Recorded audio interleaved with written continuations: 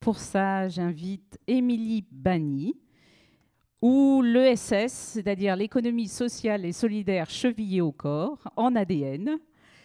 Elle a d'abord été chargée de mission pour la Chambre régionale d'économie sociale et solidaire. Je passe les différents postes. Administratrice référente ESS pour le groupe Vive, vice-présidente et présidente de la Fondation Entreprise Harmonie Mutuelle et vice-présidente en charge des bonnes pratiques de l'ESS, de l'inclusion et de l'égalité femmes-hommes. Bonjour à tout le monde. Et comme nous sommes dans la parité, je fais revenir, il bosse beaucoup, hein. Christian Ponsol, depuis plus de 20 ans à la Maïf, il articule ses activités entre président du Fonds Maïf pour l'éducation et président de la Fondation Maïf, qui finance des recherches, notamment au profit des enfants. Je vous laisse la parole, chacun votre micro. Et l'ESS, dans vos structures respectives, est-ce que c'est aussi un ADN ? Tu commences ? Allez, honneur aux dames. Alors. Merci. Bonjour à tout le monde. Juste peut-être quelques mots pour dire, quelques mots au sujet du groupe Vive pour ceux qui ne connaissent pas. Le groupe Vive, c'est donc un acteur mutualiste qui a été créé en 2017 par les mutuelles Harmonie Mutuelle, MGEN, la MNT, la Margaillard, la SMACL. Et puis, il y a dans le giron aussi du groupe une cinquantaine d'autres petites mutuelles à nos côtés. On protège à nous tous ensemble un Français sur 6. Donc, on se dit aussi qu'on a une responsabilité importante dans notre pays. Et on agit autour de 3 métiers. Celui que vous connaissez probablement le mieux du côté des mutualistes, l'assurance, la prévention, la prévoyance. Et le deuxième métier que nous avons au groupe Vive, c'est les services de soins et d'accompagnement mutualiste, 1600 établissements. Il y en a d'ailleurs beaucoup dans cette région, qui vont de la crèche à l'EHPAD en passant par les cliniques, les opticiens, enfin voilà, des établissements de santé mentale. Voilà, l'idée c'est d'être sur des réalisations mutualistes du côté du soin et de l'accompagnement. Et puis on a un troisième métier. Heureusement, je suis pas la trésorière. Hein, vous avez vu, j'ai déjà pu compter. Donc le logement social, on est 4e bailleur de logement social en France. Et donc notre projet, c'est d'aller vers un droit à la santé et surtout l'effectivité du droit à la santé pour nos adhérents, nos patients, nos résidents. Merci. Christian ? Alors, pour répondre clairement à votre question, l'ADN, oui. Alors, nous, on a fêté nos 90 ans cette année, au mois de mai, et on peut dire qu'on est né justement avec cette dimension-là. Et à l'époque, on est né en 1934, donc au mois de mai 1934, et c'était déjà un projet puissant, puisque c'était que des enseignants, des instituteurs, à l'époque 130, pour tout vous dire, se fédèrent pour essayer de résister aux assurances dites capitalistes. Donc on est bien dans un projet mutualiste, et je dois dire que sur ces 130 historiques, il y avait 13 femmes, je tiens à le souligner, parce que le statut de la femme en 1934 n'était pas celui qu'il est actuellement. Donc bravo à ces pionnières. Donc oui, ça s'est construit tout au long de ces 90 ans. Mais peut-être au-delà de la mutuelle Maïf, c'est se rendre compte de ce que c'est que l'ESS en France. C'est actuellement 2,6 millions d'emplois, dont 67% de femmes. Et ça, c'est pas spécialement la meilleure chose, parce que ça veut dire souvent des problèmes de rémunération aussi dans ces structures parfois. C'est aussi 212 718 établissements employeurs, un emploi sur 10 dans l'ensemble de l'économie. On a toujours tendance à chiffrer, même si c'est difficile de l'avoir avec exactitude, mais que ça représente 10 à 12% de la richesse en France. Et si vous vous rappelez, au moment de la crise des subprimes, 2008-2012, on a eu un grand espoir dans le milieu de l'économie sociale, parce que même au journal de 20 heures, on parlait de l'économie sociale, si vous vous en rappelez. Les banques se cassaient la figure, plus personne n'avait confiance, et donc on parlait de nous, de l'économie sociale. Enfin. Enfin, mais du coup, on a eu un grand espoir en se disant, les gens vont basculer. Et je me rappelle très bien de micro-trottoirs, oui, j'ai plus confiance dans ma banque, je vais changer de banque, etc. Mais 2 ans après, en 2014, c'était déjà fini, ça. Alors, ce qui nous a aidés, c'est qu'il y a eu la loi sur l'économie sociale avec Benoît, la loi portée par Benoît Hamon sous le quinquennat de François Hollande. Mais on se rend compte qu'on n'a pas pénétré tous les milieux. On est très présent dans le secteur de l'action sociale, 59%. Et ce n'est pas étonnant, c'est à mettre en corollaire avec les 67% de femmes. On est présent dans 19% dans l'enseignement, 30% dans les activités financières et d'assurance, 31% dans les arts et spectacles, 58% dans les sports et loisirs. Mais vous voyez que dans tout ce qui est business, commerce, au fond du dur, on n'est pas très présent. Et c'est ça qui fait cette difficulté pour nous d'exister et d'être reconnus. Même si on prend la loi ESS, et ça a été un net progrès, il faut qu'on s'en satisfasse, mais par rapport à ce qui s'est fait chez nos voisins espagnols, par exemple, on est très en retard, j'ai envie de dire. Et c'est fort dommage parce qu'on n'a pas souvent des opportunités. Je fais le parallèle avec le monde mutualisme au niveau européen, où on a eu un espoir il y a quelques années, et puis on l'a laissé passer, alors qu'il n'y a qu'en France quasiment qu'on parle de mutuelle. Dans les autres pays d'Europe, ça n'existe pas. Donc il y a toutes ces spécificités qu'il faut essayer de porter le plus haut possible pour qu'on soit reconnu. Et je dois dire, parce que je n'ai pas l'habitude de pratiquer la langue de bois, qu'on n'a pas toujours été au rendez-vous. C'est un vaste monde, l'ESS, avec des tendances différentes, je vais le dire comme ça, des appréciations différentes. Et on a parfois du mal, finalement, à se fédérer pour ne parler que d'une même voix. Il faut le dire. Vous parliez d'entreprise et que certains secteurs, vous ne les aviez pas pénétrés, puisque ça, ce sont les termes économiques en règle générale. Et quid de la RSE, en fait? Est-ce que la RSE, c'est un peu de solidarité dans les endroits où l'ESS aujourd'hui ne serait pas présente? Et peut-être un moyen de lever, en fait, ce frein. Elisabeth, je veux juste bien que tu reposes la question en la reformulant. Bien sûr. Tout à l'heure, Christian Ponsol dit on n'a pas pénétré, par exemple, des secteurs business, ce genre de choses. Et dans la vie des entreprises, là, dernièrement, on entend quand même beaucoup parler de la RSE, donc de cette responsabilité sociale des entreprises. Et je me dis, est-ce que c'est un bout, en tout cas en termes de valeur, qui rejoint l'ESS? Est-ce que c'est un moyen de mettre le pied dans ces sphères business?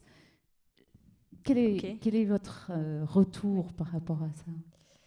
Alors, évidemment, on espère que certaines entreprises, au titre de leur engagement autour de la RSE, amènent à se poser des questions vraiment sur des sujets qui sont très réglementaires et statutaires finalement dans l'ESS. Si on prend l'aspect partage de la valeur, on est forcément chez nous sur une lucrativité dite encadrée ou limitée. On peut se dire, est-ce qu'ils vont jusqu'au bout de la réflexion sur ce sujet? Mais c'est aussi dans la gouvernance démocratique, est-ce que la participation des salariés, elle est à la juste hauteur de ce qu'ils peuvent faire? Donc on peut imaginer que ça peut mettre sur la voie. On voit bien qu'il y a beaucoup d'entreprises aussi qui deviennent des scopes. Alors parfois, on entend beaucoup parler des entreprises qui sont en difficulté et que des salariés reprennent, mais il y a aussi beaucoup de différents métiers aujourd'hui qui vont se constituer directement en coopérative. On voit des avocats, les avocats, je pensais aux architectes, les avocats, c'est très encadré. Donc, certains veulent, mais les leviers juridiques ne sont pas encore tout à fait levés.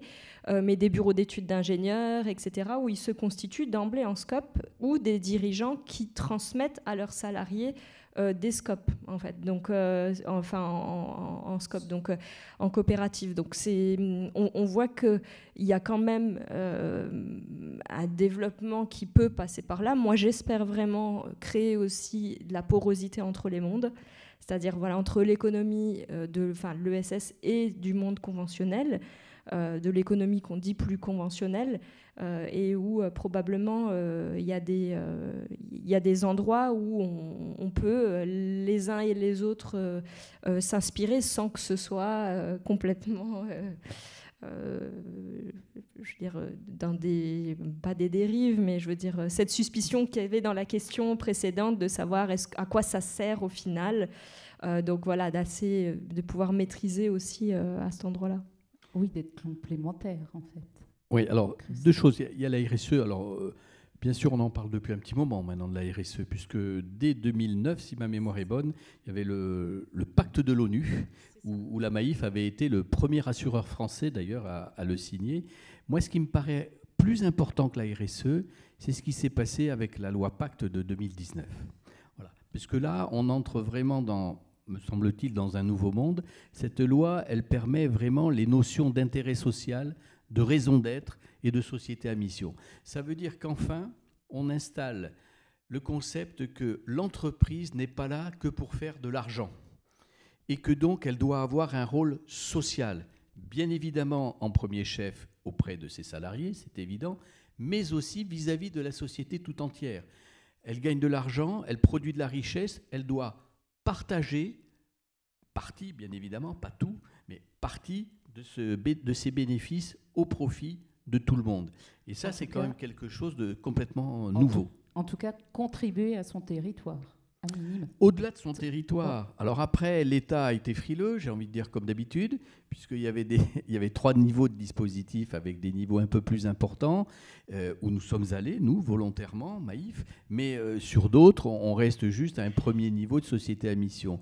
Et là, on touche un problème très important, et notamment on rejoint avec la question dans la table ronde précédente sur les contraintes budgétaires, c'est qu'à un moment donné, pourquoi des entreprises qui seraient les plus vertueuses possibles, personne n'est parfait, hein, mais qui avanceraient de façon très importante sur ce sujet-là, pourquoi, puisqu'on va réaugmenter les impôts des sociétés, pourquoi on n'aurait pas un étiage différent suivant que la société est vertueuse ou pas ?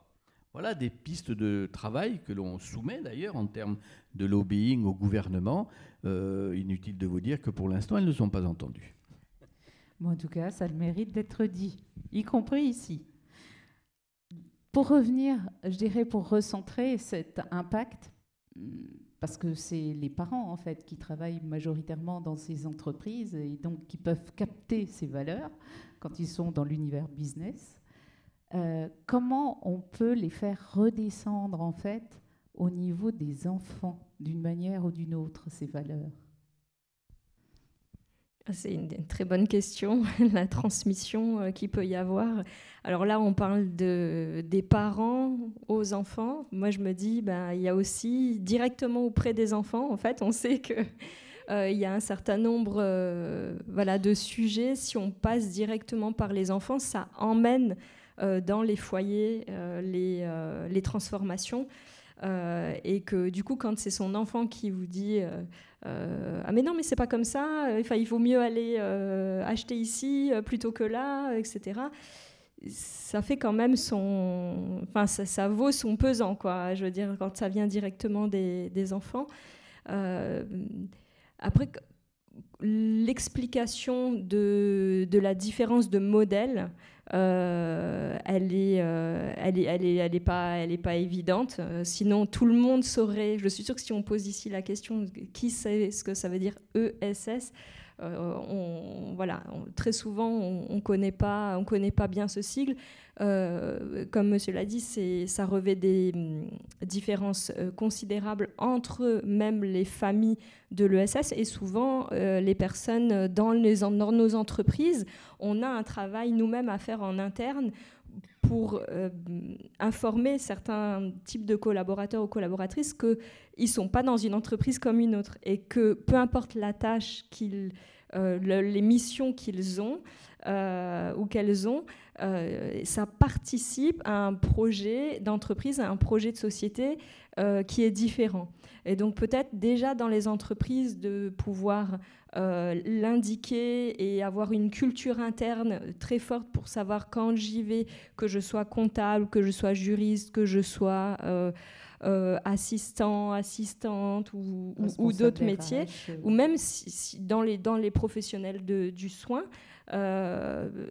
la vocation de l'entreprise, selon la forme qu'elle revêt, elle n'alimente pas exactement le même type de projet et pas les mêmes types de caisses non plus. C'est clair. Et quel est l'objectif pour vous, en tout cas, si on parle juste des enfants? Quels sont les 2 gros projets? Enfin, l'un et l'autre, avez-vous un projet particulier sur lequel vous travaillez en ce moment?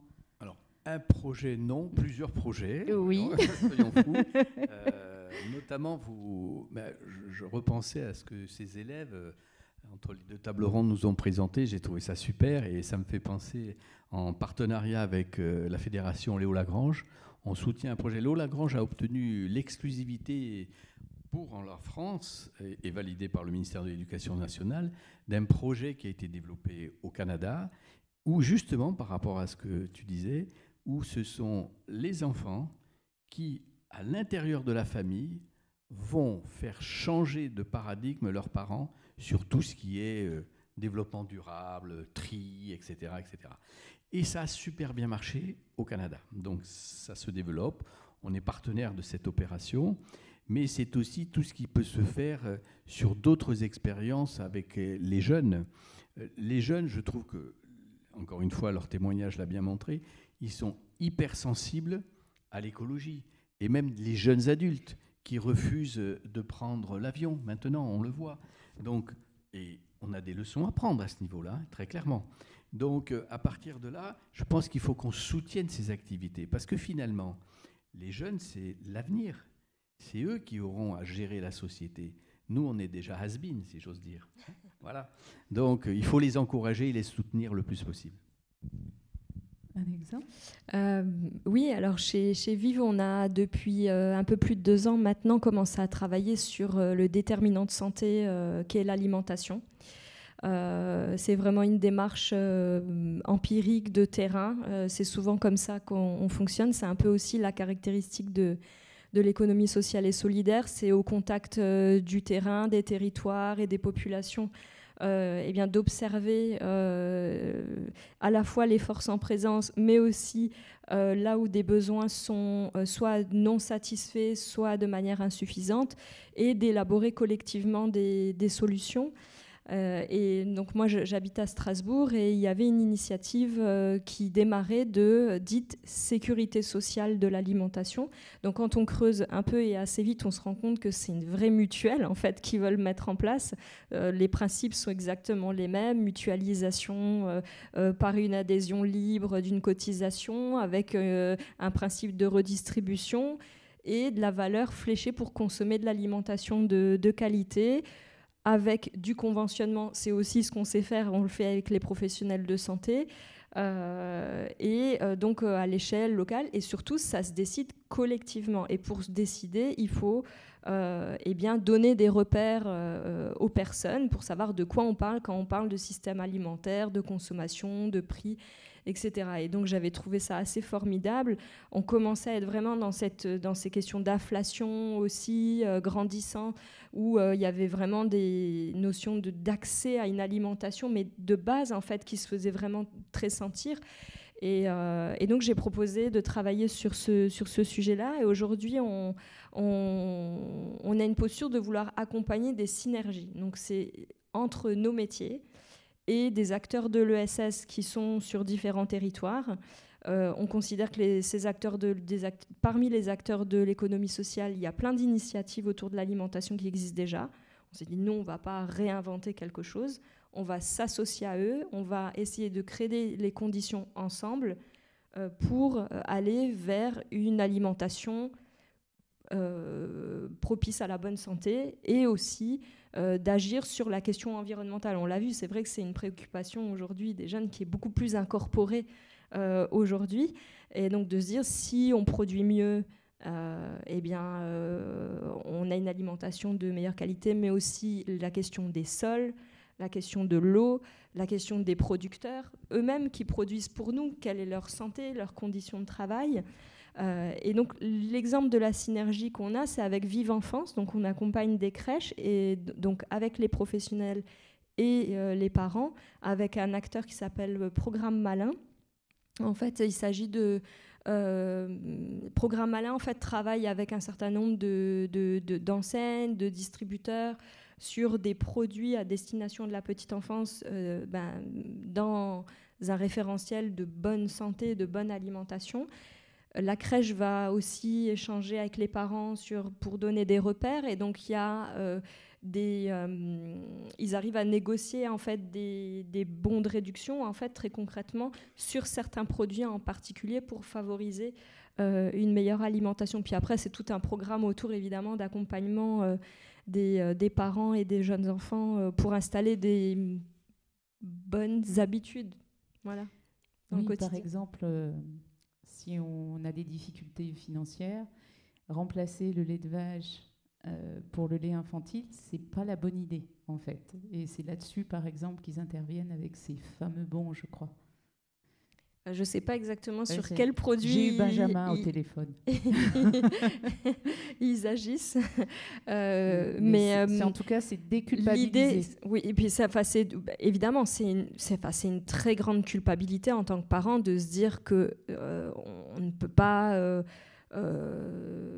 pour soi-même ou pour son enfant, apporter une alimentation qui soit de qualité. Mais on sait que c'est un moment propice aussi, l'arrivée de l'enfant, la maternité et les 1000 premiers jours où il y a un enjeu très fort autour de l'alimentation, et que c'est un moment propice dans la famille de questionner en fait les pratiques de manière globale. Et donc il y a quand même beaucoup d'initiatives autour de ce temps de vie qui sont importantes, et donc on essaye d'accompagner aussi avec certains acteurs. Merci pour ce témoignage, et je refais le lien parce qu'on parlait des producteurs. Les producteurs ne sont pas forcément ESS, mais du coup ils se raccrochent. Mais donc là c'est 2 exemples, mais je crois qu'on fait aussi de la recherche au sein de la Maïf. Alors, on fait de la recherche à la Fondation et on soutient des projets pour prévenir les risques. Et on en revient à comment aussi on peut aider nos jeunes sur certains champs qui les concernent. Et donc là, on soutient une recherche faite à Poitiers où on essaye de voir comment on pourrait aider les jeunes à, à s'autoréguler sur l'utilisation de leur portable. Sujet, vous le savez, on ne peut plus d'actualité, puisque une dernière enquête vient encore de montrer que dès le CE2, il y a des enfants qui sont avec un téléphone portable, et qu'un enfant de moins de 4 ans a déjà passé des dizaines et des dizaines, pour ne pas dire des centaines d'heures dans sa vie, sur ou devant un écran. Puisqu'ils sont rentrés dans entre la bagarre, comme le disait Léo tout à l'heure, entre l'éducation positive et puis le concept défendu par Madame Goldman. Il y a quand même cette réalité, et je pense que vous l'avez tous vu, dans les restaurants, quand il y a des petits-enfants, pour pas qu'ils fassent sa crise, excusez-moi de parler comme ça, mais on lui montre une petite vidéo. Alors quand c'est qu'une fois, ça va bien, mais quand ça se répète, ça devient une addiction, telle qu'elle. Et donc, on travaille avec des classes de 3e, et notamment par rapport au téléphone la nuit, parce que c'est ce qu'on a découvert. Bon, il y a la journée, mais il y a la nuit. Et il y a beaucoup de jeunes qui ne dorment quasiment plus parce qu'ils reçoivent des SMS ou des vidéos de copains dans la nuit. Ils se réveillent, ils regardent, et à partir de là, ils ne se rendorment plus. Et c'est du vécu, hein. Des élèves dorment littéralement en cours le lendemain parce qu'ils ont eu de mauvaises nuits de sommeil et ils n'arrivent pas à récupérer. Et donc, on a fait cette expérience-là. Et donc, des jeunes ont accepté de noter les moments où ils utilisaient leur portable. Certains ont demandé à leurs parents de les aider parce qu'ils n'avaient pas la volonté nécessaire. Donc, les parents gardaient le téléphone la nuit. d'autres le bloquaient, etc., pour pas que les messages arrivent. Ce qui est terrible au bout de tout ça, parce que ça renforce malgré tout des choses que l'on connaît depuis très longtemps, c'est que les jeunes qui sont plutôt de milieux favorisés, où il y a un dialogue avec les parents, ils arrivent à baisser de façon relativement satisfaisante leur utilisation. Et dans les familles où malheureusement l'enfant est un petit peu livré à lui-même, où on ne retrouve pas cette qualité de dialogue, eh bien là on a des continuités de pratique du téléphone pendant toute la nuit. Et c'est terrible parce que ça renforce encore une différence sociale, alors qu'il faudrait arriver à ce que tout le monde progresse sur le bon chemin. Voilà un des exemples, je ne peux pas tous les détailler, mais voilà des exemples qui font qu'on peut aussi, en vivant au contact des évolutions de la société, essayer de donner un coup de main aux jeunes pour qu'ils soient acteurs lui-même de sa pratique. Éventuellement aux parents, ça peut aider aussi. Merci. Est-ce qu'il y a des remarques, des retours par rapport à ce qui vient d'être dit ? Moi, en tout cas, ce que j'entends dans votre discours, c'est la complémentarité. La complémentarité ESS et entreprise, on va dire, plus classique. La complémentarité entre le besoin, ce qui existe déjà, et coordonner sur le terrain les différents acteurs. Et puis là, coordonner, voir avec les parents comment on peut faire, avec les enfants. Il y a quelque chose du lien, en fait, dans cette ESS. Qu'en pensez-vous ? Oui, c'est la base même. Et vous savez que l'ESS est massivement implanté dans tout ce qui est insertion ou réinsertion. Donc, ce n'est pas un hasard, ça illustre complètement vos propos. Je crois que c'est important qu'on se parle. On se parle entre l'entreprise. Avec les salariés, on note quand même des différences très importantes sur la notion de sentiment d'appartenance à l'entreprise. On sait qu'il y a un monde qui va s'ouvrir, une difficulté qui va s'ouvrir devant nous, c'est la relation au travail des jeunes générations. Maintenant, j'en discutais avec une DRH d'un grand groupe. Elle me disait, premier critère de recrutement pour un jeune, ce n'est pas le salaire, alors que c'était ça précédemment. Il arrive en 7e position. Et oui, c'est quoi ? C'est quel est le temps de travail ? Est-ce qu'il y a du télétravail ? Est-ce que je peux prendre des jours ? Est-ce que dans mon cursus, je peux faire une pause en prenant 3 mois, 6 mois de congés cumulés pour aller vivre une aventure à l'autre bout du monde, etc. C'est ça demain. Et c'est un vrai défi pour les entreprises.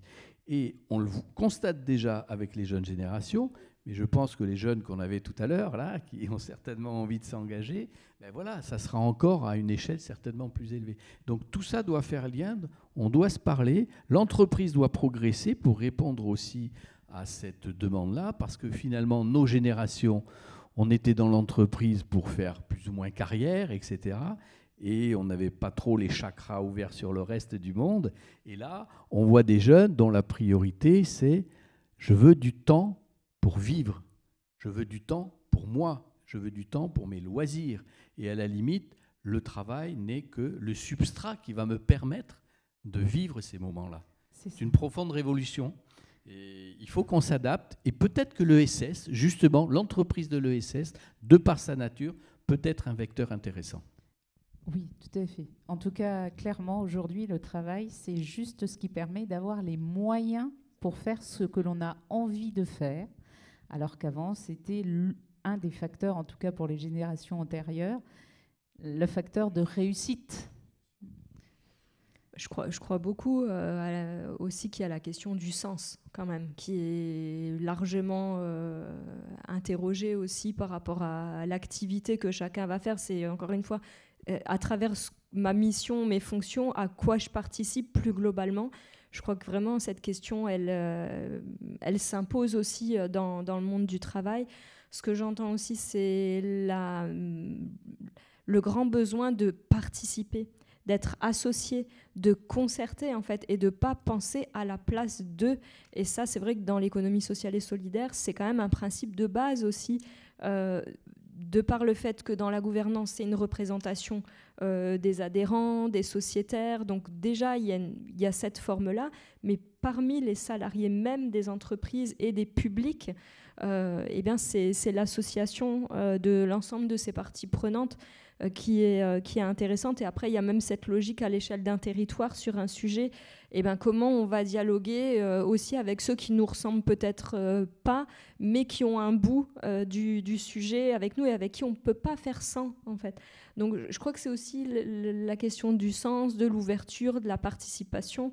Et le fond des sujets, pour moi, dans l'ESS, est aussi important que la forme. C'est-à-dire quand on travaille un sujet, qu'on veut répondre à un besoin, qu'on est sur une offre ou quoi que ce soit, c'est la manière dont on va le construire, et ben ça change aussi.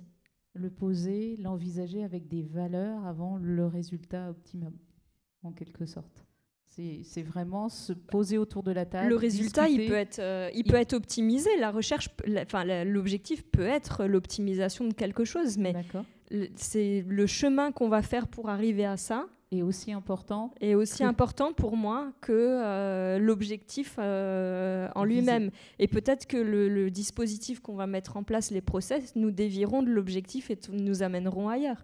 C'est un peu hypothétique comme ça, mais voilà, ça ouvre le champ des possibles sur plein de sujets. C'est ce que vous disiez sur la partie empirique, partir d'un besoin, imaginer ce qui pourrait répondre à ce besoin, mais en même temps le chemin, donc, il peut dévier la réponse pour essayer de coller au plus et au plus de liens possible. C'est ça ? L'idée, c'est que si on se rend compte que l'objectif n'est plus bon parce que c'est pas ça que les populations attendent, il faut être en capacité de l'entendre, en fait. Typiquement sur la question alimentation, par exemple, dans les initiatives qu'il y a de sécurité sociale alimentaire, alors dans certaines villes, zones géographiques, ça va s'appeler caisse locale d'alimentation, caisse de l'alimentation, mutuelle alimentaire. Voilà, ils ont des dénominations différentes parce que c'est des initiatives d'habitants, d'associations de différentes parties de la société civile qui réfléchissent. Et à certains endroits, au début, ils se disent « Ok, on va juste organiser une redistribution pour que les gens puissent avoir un chèque alimentaire ».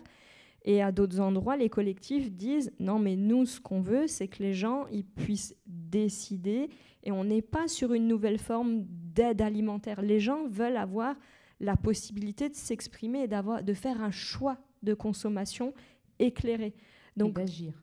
Du coup, les projets sont très variés, mais pour moi, c'est le temps de la démocratie, en fait. C'est-à-dire que c'est le temps dont on a besoin pour élaborer quelque chose et le fait que ce soit divers et varié, c'est aussi l'avantage de la diversité qu'il y a dans la démocratie, de dire il n'y a pas un seul schéma exact, en fait. Il n'y a pas qu'une seule réponse, il y a des réponses.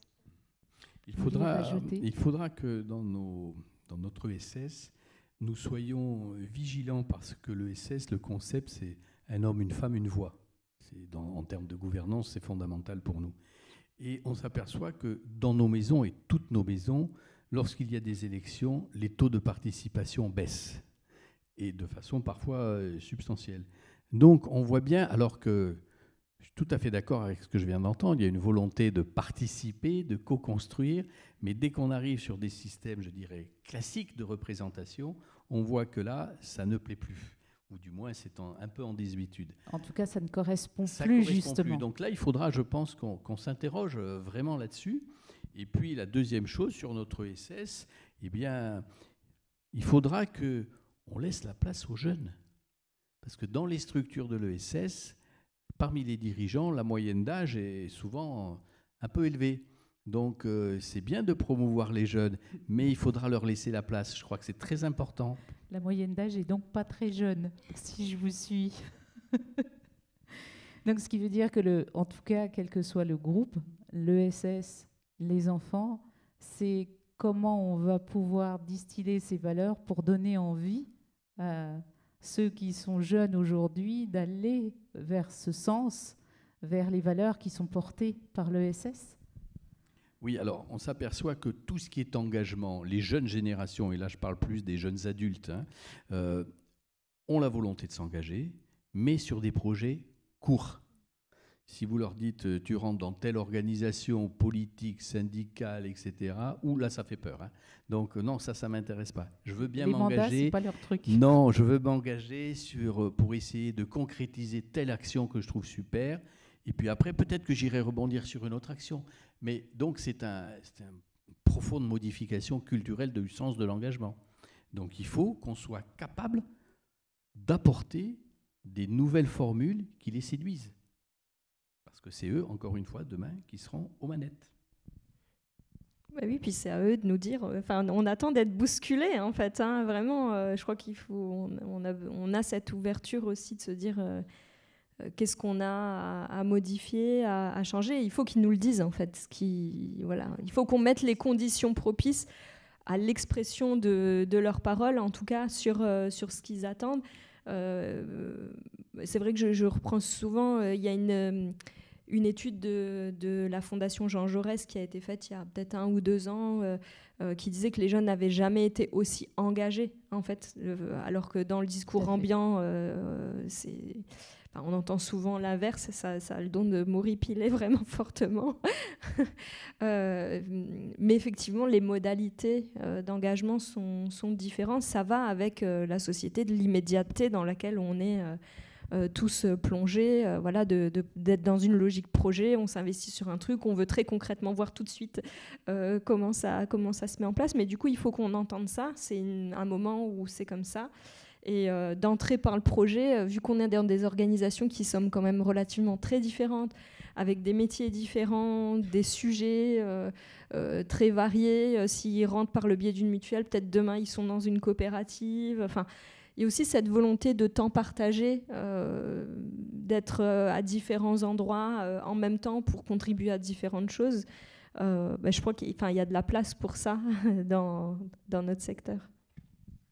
Vous vouliez rebondir, c'est bon ? Je partage. En tout cas, moi, ce que j'entends de cette table ronde, c'est les différences. Il va falloir aller vers la complémentarité avec ces différences. Et c'est ces différences qui vont créer cette richesse, y compris au niveau de l'engagement, c'est-à-dire avoir forcément des engagements qui seront à plus long terme, qui correspondront peut-être à une génération ou à un moment donné de vie, et puis des actions plus ponctuelles qui pourront permettre en tout cas aux enfants de demain de porter, j'espère, haut et fort ces valeurs de l'ESS. Merci pour cette table ronde. Est-ce qu'il y a des questions ou pas ? Ah, j'arrive.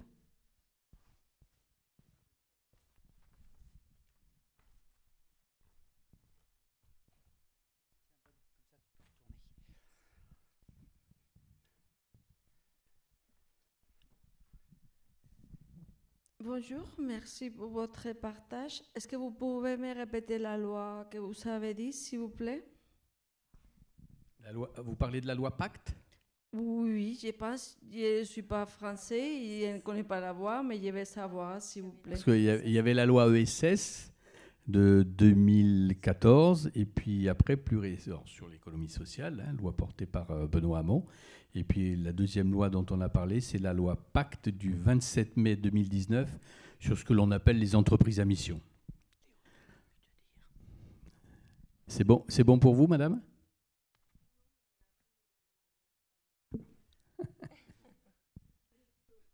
Donc vous allez kidnapper l'interlocuteur à la fin de la table ronde pour discuter avec sur le sujet. Oui, avec donc plaisir, je vous préviens. Avec plaisir. Mais écoutez, merci en tout cas pour cette table ronde. Merci. Merci.